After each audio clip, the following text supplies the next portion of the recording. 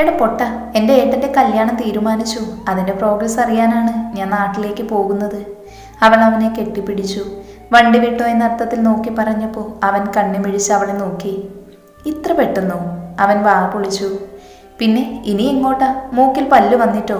ദേ, മര്യാദയ്ക്ക് അവരുടെ കല്യാണം കഴിഞ്ഞാലേ എന്നെ വന്ന് പെണ്ണ് ചോദിക്കണം. എനിക്ക് വയ്യെങ്ങനെ. അവൾ പിണക്കത്തോടെ പറയുന്നത് കേട്ടപ്പോൾ ചിരിച്ചു പോയി അവൻ മെല്ലെ ബൈക്ക് സ്റ്റാർട്ട് ചെയ്തു. വണ്ടി മുന്നോട്ട് പായം പോലെ ദേവ എന്തൊക്കെയോ വിശേഷങ്ങൾ അവനോട് പറഞ്ഞുകൊണ്ടേയിരുന്നു. വൈകുന്നേരം ആയപ്പോഴേക്കും സിദ്ധുവും ദേവയും വീട്ടിലെത്തിയിരുന്നു. അവളെ വഴിയിൽ ഇറക്കി വിട്ട് തിരിച്ചു പോവാനായിരുന്നു അവൻ്റെ പ്ലാന്. പക്ഷെ ദേവ ഉണ്ടോ അതിന് സമ്മതിക്കുന്നു? പ്രത്യേകിച്ച് രുദ്രൻ വീട്ടിലുള്ള സ്ഥിതിക്ക്. അവസാനം അവളുടെ നിർബന്ധം കൊണ്ട് അവൻ വീട്ടിലേക്ക് കയറി. ഹാളിൽ എല്ലാവരും ഇരിക്കുന്നുണ്ട്. കൺമഷി മാത്രമില്ല വീട്ടിൽ. കിങ്ങിണിക്ക് പുല്ല് കൊടുക്കാൻ പോയതാണ് അവള്. രാഘുവച്ചൻ ആണെങ്കിൽ തീയതി നോക്കാനായി ജോത്സ്യൻ്റെ അടുത്ത് പോയി. രുദ്രൻ ഹാളിൽ കണ്ടതും സിദ്ധു അവനെ മൈൻഡാക്കാതെ പോയി സോഫയിലിരുന്നു. അമ്മേ, കുടിക്കാൻ ഇത്തിരി വെള്ളം, അമ്മയെ നോക്കി പറഞ്ഞുകൊണ്ട് ഫോണിൽ തോണ്ടിയിരുന്നു. ദേവ അപ്പോഴേക്കും ഏട്ടനെ കണ്ട സന്തോഷത്തിൽ വന്ന് കെട്ടിപ്പിടിക്കുകയും രുദ്രൻ്റെ മുഖത്ത് പിടിച്ചു വലിക്കുകയും ഒക്കെയാണ്. എന്താടാ, നിന്റെ മുഖത്ത് ആരെങ്കിലും കുത്തിയോ? വീർത്തിരിക്കുന്നു. രുദ്രൻ കളിയായി അവൻ്റെ കയ്യിൽ പിടിച്ചപ്പോഴേക്കും സിദ്ധു ദേഷ്യത്തോടെ അവൻ്റെ കൈ തട്ടി മാറ്റി. പിണങ്ങാതെ കാര്യം പറ. രുദ്രൻ വീണ്ടും അവൻ്റെ അരികിലോട്ട് നീങ്ങിയിരുന്നു. പരനാറി, നിന്റെ കല്യാണം ഞാൻ ഇവള് പറഞ്ഞിട്ട് വേണോ അറിയാന്? സിദ്ധു അവൻ്റെ മുഖത്തേക്ക് കൂർപ്പിച്ചു നോക്കി. അതിന് ഇന്നലെ ഞാൻ തീരുമാനിച്ചേ. പിന്നെ ഞാൻ അവളോട് പറഞ്ഞത് നിന്റെ കൂടെ വന്നാൽ മതിയെന്ന്. അത് മറ്റൊന്നും കൊണ്ടല്ല, അവൾ നിന്നോട് പറഞ്ഞോളുമല്ലോ എന്ന് വിചാരിച്ചു. രുദ്ര നിസ്സാരമായി പറയുന്നത് കേട്ടപ്പോൾ സിദ്ധു ആണോടി എന്ന അർത്ഥത്തിൽ ദേവയെ നോക്കി. അവൾ ചിരിയോടെ അതേ എന്ന് കണ്ണടച്ചു. എന്നാലും നിനക്ക് എന്നോടൊന്ന് പറയായിരുന്നു. അവൻ പതിയെ എഴുന്നേറ്റു. പിന്നാലെ രുദ്രനും. ദേ, വല്ലാതെ കളിക്കണ്ട. ഞാനും കൺമേശും നോ പറഞ്ഞാലേ ദേ ഇവളെ ഈ അടുത്തൊന്നും നിനക്ക് കിട്ടില്ല. രുദ്രൻ പറയുന്നത് കേട്ടുകൊണ്ടാണ് സുഭദ്രാമ 2 ഗ്ലാസ് ലൈമും കൊണ്ട് വന്നത്. അവരുടെ ചുണ്ടിൽ പുഞ്ചിരി ഉണ്ടായിരുന്നു. എല്ലാം അവർക്ക് നേരത്തെ അറിയാമെന്ന മട്ടിൽ. നീ എല്ലാം പറഞ്ഞു എന്നർത്ഥത്തിൽ സിദ്ധു വീണ്ടും ദേവയെ നോക്കി.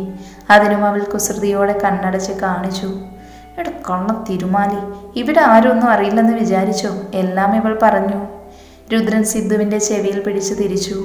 വിടടാ, വേദനിക്കുന്നു. ഞാനല്ല, ദേ ഇവള് പിന്നാലെ നടന്നിട്ടാ. ദേവയെ ചൂണ്ടി സിദ്ധു കൈമലർത്തി. ആഹാ, ഞാൻ പറഞ്ഞപ്പോൾ നിങ്ങൾ സമ്മതിക്കുവോടൂ? അങ്ങനെയാണെങ്കിൽ നാളെ വേറെ ഒരുത്തി വന്ന് പറഞ്ഞ അപ്പോൾ നിങ്ങൾ എന്നെ വിട്ടിട്ട് പോവോ?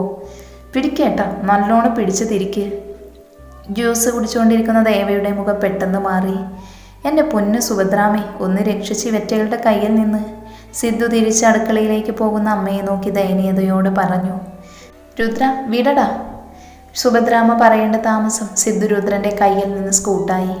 വിശേഷങ്ങളെല്ലാം പറഞ്ഞിരിക്കുമ്പോഴാണ് സിദ്ധുവിൻ്റെ ഫോണിലേക്ക് ഒരു മെസ്സേജ് വരുന്നത്. സാമായിരുന്നു അത്. അത് കണ്ടതും അവൻ കൂട്ടത്തിൽ നിന്ന് മെല്ലെ രുദ്രനെ പുറത്തേക്ക് വിളിച്ചു. എന്താടാ കാര്യം? എല്ലാവർക്കും ഇടയിൽ നിന്ന് രുദ്രനെ വിളിച്ചുകൊണ്ടായപ്പോൾ അവൻ സംശയത്തോടെ ചോദിച്ചു. സാം നിനക്ക് വിളിച്ചിരുന്നോ? സിദ്ധു ഗൗരവത്തോടെ തിരക്കി. വിളിച്ചിരുന്നു. വേണ്ട കാര്യങ്ങളെല്ലാം ഞാൻ സെറ്റാക്കിയിട്ടുണ്ട്. അവൻ്റെ അപ്പാർട്ട്മെൻറ്റിൽ നിന്ന് മറ്റവനെ മാറ്റേണ്ടത് അത്യാവശ്യമാണ്. കാരണം അവൻ്റെ അച്ഛനും അമ്മയും തിരിച്ചു വരാൻ ഇനി കുറച്ച് ദിവസമേ ഉള്ളൂ. രുദ്രൻ പറഞ്ഞു നിർത്തുമ്പോഴേക്കും ഗേറ്റ് കടന്ന് കൺമഷി വരുന്നുണ്ട്. വീട്ടിലെ അത്യാവശ്യ പണികളൊക്കെ കഴിഞ്ഞാണ് അവൾ വരുന്നത്. സിദ്ധുവിനെ കണ്ടതും അവളുടെ മുഖം വിടർന്നു. സിദ്ധുവേട്ടൻ എപ്പോൾ വന്നു? അവൾ പുഞ്ചിരിയോടെ വീട്ടിലേക്ക് കയറി. അവൾ വരുന്നത് കണ്ടതും പെട്ടെന്ന് തന്നെ ഇരുവരും സംസാരം നിർത്തി. കല്യാണ പെണ്ണിനെ വല്ലാത്ത തിരക്കാണെന്നറിഞ്ഞു. ഇപ്പോഴാ ഒന്ന് കണ്ടു കിട്ടുന്നത്. സിദ്ധു കുസൃതിയോടെ കൺമഷിയെ നോക്കിയപ്പോൾ അവളുടെ മുഖം ചുവന്നുപോയി. ഒന്ന് പോയടാ, എൻ്റെ പെണ്ണിനെ കളിയാക്കാതെ. നീ ചെല്ല് കൺമഷി, ദേവ അകത്തിരിപ്പുണ്ട്. ദേവ വന്നിട്ടുണ്ടെന്നറിഞ്ഞതും കൺമഷിയുടെ കണ്ണുകൾ വിടർന്നു. അവൾ ഉള്ളിലേക്ക് പെട്ടെന്ന് തന്നെ കയറി. അടുക്കളയിലിരുന്ന് അമ്മയോട് ഓരോന്ന് കോളേജ് വിശേഷങ്ങൾ പറയുവാണ് ദേവ. നീ എവിടെ പോയി കിടക്കുവായിരുന്നു? ഞാൻ കുറച്ചു നേരമായി വന്നിട്ട് നിന്നെ കാണാഞ്ഞിട്ട് അങ്ങോട്ട് വരാൻ ഇരിക്കുവായിരുന്നു. അപ്പോഴാ ദേവികയമ്മ എന്നെ കാണിച്ച് പ്രലോഭിപ്പിച്ചത്. അവൾ നിഷ്കളങ്കമായി കയ്യിലേട കാണിച്ചു പറഞ്ഞപ്പോൾ കൺമഷിക്ക് ചിരി വന്നു. അല്ല, ഡയാന ചേച്ചി എന്നാ വരണേ? ദേവ സംശയത്തോടെ ചോദിച്ചു. ഇന്നലെ വൈകിട്ട് വിളിച്ചിരുന്നു. ഞാനും രുദ്രേട്ടനും കൂടെ ഡയാന ചേച്ചിയും ആദിയേട്ടനെയും. അവർ നാളെ രാവിലെ ആകുമ്പോഴേക്കെത്തും. ദേവയുടെ പാത്രത്തിൽ നിന്നൊരടെടുത്ത് കൺമഷി വായിലിട്ടു. അടിപൊളി, വന്നിട്ട് വേണം ഞങ്ങൾക്ക് കുറച്ച് പ്ലാൻ ചെയ്യാൻ. ഡ്രസ്സ് എടുക്കണ്ടേ? എന്തൊക്കെ തിരക്കാ ഇനിയുള്ളേ? ദേവയ്ക്ക് എക്സൈറ്റ്മെൻ്റ് അടക്കാൻ കഴിയുന്നില്ല. ഒത്തിരി കാത്തിരുന്ന കാര്യമാണ് രുദ്രൻ്റെയും കൺമഷിയുടെയും വിവാഹം. അത് ആഘോഷമായി നടത്തണമെന്ന് വല്ലാതെ ആഗ്രഹമാണ് ദേവയ്ക്ക്. അതൊക്കെ നമുക്ക് നോക്കാം. ആദ്യം അച്ഛൻ പോയി തീയതി കുറിച്ച് വരട്ടെ. സുഭദ്രാമ ഇടയ്ക്ക് കയറി പറഞ്ഞപ്പോൾ ദേവ സന്തോഷത്തോടെ തലയാട്ടി. നാട്ടിലേക്ക് പോരാനുള്ള തയ്യാറെടുപ്പിലാണ് ഡയാനയും ആദിയും. കഴിഞ്ഞ ദിവസമാണ് രുദ്രനും കൺമഷിയും വിളിച്ചു പറഞ്ഞത് പെട്ടെന്ന് നാട്ടിലേക്ക് വരണമെന്ന്. എന്താണ് കാര്യമെന്നൊന്നും സൂചിപ്പിച്ചില്ല. എന്നാലും ഞാനും കൂടെ വരണമെന്നെന്തിനാ ദിയ പറഞ്ഞത്? ആദ്യ സംശയത്തോടെ ഡയാനയെ നോക്കി. അറിയില്ല, ഏതായാലും പെട്ടെന്ന് വരാൻ പറഞ്ഞതല്ലേ, പോവാം. ആദ്യം ഓർഫനേജിൽ പോയി കാര്യം പറയണം. എപ്പോഴാണ് തിരിച്ചു വരിക എന്നറിയില്ലല്ലോ. ഡയാന പറഞ്ഞപ്പോൾ അത് ശരിയാണെന്ന് തോന്നിയ ആദിക്ക്. അതുകൊണ്ട് തന്നെ ആദ്യം അവിടെ പോയി സിസ്റ്ററോട് കാര്യങ്ങൾ അവതരിപ്പിച്ചു. തിരിച്ചു വന്നിട്ട് ഇനി അച്ചുകുട്ടനെ കാണുള്ളൂ എന്ന് ധരിപ്പിച്ചു. കുഞ്ഞിന് കാലിന് വയ്യാത്തത് കൊണ്ടാണ്, അല്ലെങ്കിൽ അവനെയും കൊണ്ട് പോകണമെന്ന് നല്ല ആഗ്രഹം ഉണ്ടായിരുന്നു ആദിക്ക്. അവനെ അമ്മയ്ക്ക് കാണിച്ചു കൊടുക്കണം. ഇപ്രാവശ്യം ചെല്ലുമ്പോൾ എന്തായാലും ഡയാനെ അമ്മയ്ക്ക് പരിചയപ്പെടുത്തണം. മകന് ഇഷ്ടപ്പെട്ട കുട്ടിയെ കാണണമെന്ന് ഒരുപാട് നാളുകളായി അമ്മ ആഗ്രഹിക്കുന്നു. രാത്രിയോടെയുള്ള ട്രെയിനാണ് ഇരുവരും കയറിയത്. വെക്കേഷൻ ടൈം അല്ലാത്തത് കൊണ്ട് തിരക്കൊന്നുമില്ല. റിസർവ് ചെയ്ത സീറ്റുകളിൽ ഇരുവരും കയറി സ്ഥാനമുറപ്പിച്ചു. രാത്രിയിലേക്ക് കഴിക്കാനുള്ളത് ഉണ്ടാക്കി പാത്രത്തിൽ എടുത്തിരുന്നു ഡയാന. ട്രെയിനിലെ ഭക്ഷണം കഴിക്കാൻ കഴിയില്ല. ആദ്യം കൂടെ ചേർന്നാണ് ഉണ്ടാക്കിയത്.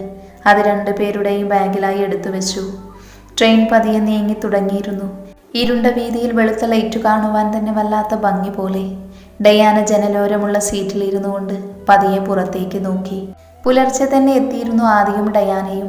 ആദ്യ വീട്ടിലേക്ക് പോയെങ്കിലും ഡയാനയെ കാത്ത് രുദ്രൻ സ്റ്റേഷനിൽ ഉണ്ടായിരുന്നു. വീട്ടിലേക്ക് വന്നതേ ഓർമ്മയുള്ളൂ. യാത്രാക്ഷീണം കൊണ്ട് ഉറങ്ങിപ്പോയി ഡയാന. ചേച്ചി എണീറ്റേ. ദേവ രാവിലെ വന്ന് ചെവിക്ക് താഴെയിരുന്ന് ഒച്ചയുണ്ടാക്കിയപ്പോൾ ഡയാന അനിഷ്ടത്തോടെ കണ്ണുകൾ തുറന്നു. ദേവ ഡ്രസ്സൊക്കെ മാറി നിൽക്കുന്നത് കണ്ടപ്പോൾ ഡയാന സംശയത്തോടെ അവളെ നോക്കി. എങ്ങോട്ടാ? ഡയാന പുരികം പൊക്കി ചോദിച്ചു. ഞാനും കൺമഷിയും ഏട്ടനും കൂടെ അമ്പലത്തിൽ പോവുക, വരുന്നോ? ദേവ കൈപിടിച്ച് വലിച്ചപ്പോൾ ഡയാന ആ കൈപിടിച്ച് എഴുന്നേറ്റിരുന്നു. നല്ല ഉറക്കക്ഷീണമുണ്ട്. ആകെ ഉറങ്ങിയ 2 മണിക്കൂറാണ്. ചുണ്ട് പുറത്തേക്കുന്തി ഡയാന അവളെ നോക്കി. വന്നേ, നല്ല രസാ. ആദ്യേട്ടനും ഉണ്ടാവും ചിലപ്പോൾ. ഏയ്, അവൻ വരാൻ ചാൻസ് ഇല്ല. വന്നത് തന്നെ 3 മണിയായില്ലേ. ഡയാന എഴുന്നേറ്റ് പുറത്തേക്കിറങ്ങി. അവൾക്കൊപ്പം ദേവയും പിന്നാലെ ഇറങ്ങി. ആദ്യം വരുന്നില്ല എന്ന് പറഞ്ഞെങ്കിലും ദേവയുടെ നിർബന്ധപ്രകാരം ഡയാന കുളിച്ച് പെട്ടെന്ന് തന്നെ ഇറങ്ങി. മുറ്റത്ത് അവളെ കാത്ത് ദേവയും രുദ്രനും ഉണ്ടായിരുന്നു. കൺമഷി പാടവരമ്പത്ത് നിന്ന് കൂടും. വീട്ടിൽ നിന്ന് വന്നിട്ട് വേണ്ടേ? എന്നാലും തീയതി ഉറപ്പിച്ച് നീ എന്താടാ പറയാഞ്ഞത്? ഡയാന പരിഭ്രമത്തോടെ രുദ്രനെ കണ്ടപ്പോൾ ചുണ്ടുകൂട്ടി. സ്റ്റേഷനിലെത്തിയപ്പോഴാണ് അറിഞ്ഞത് കല്യാണത്തിൻ്റെ ഡേറ്റ് നിശ്ചയിച്ചു. അതുകൊണ്ടാണ് പെട്ടെന്ന് വരാൻ പറഞ്ഞത് എന്ന്. അതുകൊണ്ടല്ലേ രണ്ടാളോട് പെട്ടെന്ന് വരാൻ പറഞ്ഞത്? രുദ്രൻ പതിയെ മീശ പിരിച്ചൊരു കണ്ണടച്ച് കാണിച്ചു. തെമ്മാടി. അവൾ പിറുപിറുത്തു. എന്നിട്ട് ദേവക്കൊപ്പം മുന്നിൽ നടന്നു. സൂര്യൻ ഉദിച്ചുയരുന്നതേ ഉണ്ടായിരുന്നുള്ളൂ. ഇലകളിൽ തങ്ങി നിൽക്കുന്ന വെള്ളത്തുള്ളികൾ കൗതുകത്തോടെ നോക്കി നടന്നു ഡയാന. പ്രതീക്ഷിച്ചതുപോലെ തന്നെ കൺമഷി അവരെയും കാത്തു നിൽപ്പുണ്ടായിരുന്നു. എടി കള്ളി, എന്നോടൊരു വാക്ക് പറഞ്ഞില്ലല്ലോ രണ്ടാളും. കൺമഷിയെ കണ്ടപാട് അവളുടെ ചെവിയിൽ പിടിച്ചു തിരിച്ചു ഡയാന. വേദനിക്കുന്നു ചേച്ചി, പതുക്കെ. അവൾ പതിയെ കൈ പിടിച്ചു വെച്ചു. പിന്നെ കൺമഷിയാണ് പറഞ്ഞത് തീരുമാനങ്ങളെല്ലാം പെട്ടെന്നായിരുന്നു എന്നും രാഘവച്ചൻ പറഞ്ഞപ്പോൾ സമ്മതിച്ചതാണ് എന്നും. അങ്ങനെ സംസാരിച്ച് നടന്ന് 4 ആളും കൂടെ അമ്പലത്തിലെത്തി. പുറത്തുനിന്ന് തന്നെ നല്ല ഭക്തിഗാനം കേൾക്കാം. മകരമാസമായതുകൊണ്ട് തന്നെ നല്ല തണുപ്പുമുണ്ട്. കൺമഷിക്ക് ഒത്തിരി നാളായിട്ടുള്ള ആഗ്രഹമാണ് അമ്പലത്തിൽ വന്ന് തൊഴയണമെന്നത്. അവൾ പെട്ടെന്നുള്ളിലേക്ക് കൈയും കാലും കഴുകി കയറി. പിന്നാലെ മറ്റുള്ളവരും. ഉള്ളിലേക്ക് കയറിയതും അവളുടെ കണ്ണുകൾ ശ്രീകോവിലിൻ്റെ ഉള്ളിലേക്ക് നീണ്ടു. കുറച്ച് നാളുകൾ കൊണ്ട് തൻ്റെ ജീവിതത്തിൽ നടന്നതെല്ലാം അവളുടെ മനസ്സിലേക്ക് തിരശീല പോലെ തെളിഞ്ഞു വന്നു. ഒരുപാട് അനുഭവിച്ചുവെങ്കിലും അവസാനമെല്ലാം കലങ്ങി തെളിഞ്ഞത് വല്ലാത്ത സന്തോഷം നിറക്കുന്നതാണ്. അവൾക്കൊപ്പം രുദ്രനും വന്ന് തൊഴുതു. മനസ്സ് നിറഞ്ഞിരുന്നു അവരുടെ. അതുകൊണ്ടാണെന്ന് തോന്നുന്നു കണ്ണുകളും അവയ്ക്ക് കൂട്ടായി നിറഞ്ഞു വന്നു. തിരുമേനി പുറത്തേക്ക് വന്ന് പ്രസാദം തരാൻ നിൽക്കുമ്പോഴാണ് കൺമഷിയും രുദ്രനുമാണെന്ന് മനസ്സിലായത്. നിങ്ങൾ എപ്പോഴാ വന്നേ? അദ്ദേഹം സന്തോഷത്തോടെ ചോദിച്ചു. ഇന്നലെ വന്നുള്ളൂ തിരുമേനി. പിന്നെ കല്യാണം ഉറപ്പിച്ചു. അച്ഛൻ വൈകിട്ട് വരുന്നുണ്ടാവും വീട്ടിലേക്ക്, അതിനെപ്പറ്റി സംസാരിക്കാൻ. രുദ്രൻ പറയുന്നത് കേട്ടപ്പോൾ അദ്ദേഹം നിറഞ്ഞ പുഞ്ചിരിയോടെ നെഞ്ചിൽ കൈവച്ചു. എല്ലാം മംഗളമാവട്ടെ എന്ന് പ്രാർത്ഥിച്ചു. വാരസ്യാരെ ഒരു ഭാഗത്തിരുന്ന് മാല കെട്ടുന്നുണ്ട്. അമ്മയ്ക്കരികിലേക്ക് ചെന്നു കൺമഷിയെ കണ്ടതും ആ മോണ കാട്ടി ചിരിക്കുന്നുണ്ട്. എൻ്റെ രുദ്രൻ്റെയും കല്യാണ. അമ്മയ്ക്കരികിലിരുന്ന് അമർത്തി കെട്ടിപ്പിടിച്ചുകൊണ്ട് പറഞ്ഞു. കൗതുകത്തോടെ അമ്മ രണ്ടാളെയും നോക്കുന്നുണ്ട്. വേഗം എണീറ്റ് പ്രസാദമായി കടും പായസവും എടുത്തിട്ട് വന്നു. കയ്യിൽ ഒഴിച്ചു തന്നു എല്ലാവർക്കും. അമ്മഴതെന്ന് പറഞ്ഞു തരാൻ മറ്റൊന്നും കയ്യിലില്ലായിരുന്നു. അത് കഴിച്ച് കൈ കഴുകാൻ അമ്പലത്തിൻ്റെ പുറത്തേക്ക് ഇറങ്ങി. നേരെ ചെന്നത് അമ്പലക്കുളത്തിൻ്റെ അരികിലേക്ക്. ഡയാന നോക്കുമ്പോൾ എതിരെ ആദ്യം വരുന്നത് കണ്ടു. അവൾ പുരികം പൊക്കി നോക്കിയപ്പോൾ അവനൊന്ന് കണ്ണടച്ചു. ഉറക്കമൊന്നുമില്ലേ നിനക്ക്? അവൾ കളിയാക്കി അവൻ്റെ കൈകളിൽ അടിച്ചു. ഈ പറയുന്ന നിനക്കും ഇല്ലല്ലോ. അതേ ടോണിൽ തന്നെ തിരിച്ചടിച്ചു. അവൻ തൊഴുതില്ലായിരുന്നു. അതുകൊണ്ട് തന്നെ അവനൊപ്പം ഡയാന വീണ്ടും അമ്പലത്തിൽ കയറി. എന്നിട്ട് ഇരുവരും തൊഴുതു. കുളക്കടവിനടുത്ത് പണ്ട് നട്ട കല്യാണ സൗഗന്ധികം വീണ്ടും പൂത്തു നിൽപ്പുണ്ട്. അത് ഗന്ധം നന്നായി പരന്നിരുന്നു. പൂവിട്ട ചെടി കണ്ടതും രുദ്രൻ്റെ കൈ പിടിച്ച് അവൾ അരികിലേക്ക് നടന്നു. ഇത് ഞാൻ നട്ടതാ. കുറച്ച് ഗമയിൽ പറഞ്ഞപ്പോൾ രുദ്രൻ ആ പൂവിലേക്ക് നോക്കി. ഈ പൂവ് വിരിഞ്ഞ കല്യാണം നടക്കുമെന്ന വെപ്പ്. അവൻ്റെ കൈകളിൽ കൈകോർത്ത് കുളപ്പടവിലിരുന്നു. കുളത്തിൽ നീലത്താമര ഒരെണ്ണം വിരിഞ്ഞിരിക്കുന്നുണ്ട്.